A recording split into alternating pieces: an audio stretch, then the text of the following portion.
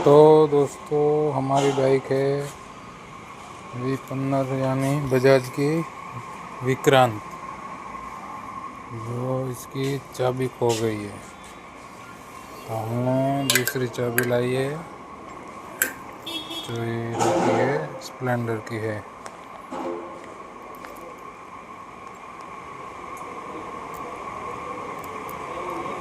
ये इससे नहीं खुल रहा है, इसको हम डायरेक्ट करेंगे बिना चाबी का।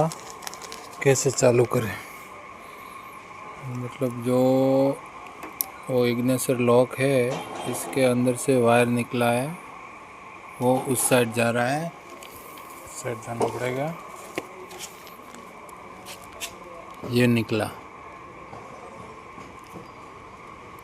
यहाँ से निकलकर ये आया और ये ना चॉकेट है, देख लो ये वाला चॉकेट पहले से खुला हुआ है। यहाँ से हम वायर दोनों कटिंग करके सॉकेट निकाला हुआ है। ये इसको जो सामने वाला सॉकेट है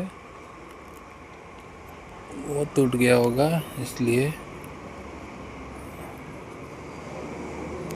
मैं डायरेक्ट करके बताता हूँ मैं आपको 1 मिनट के लिए।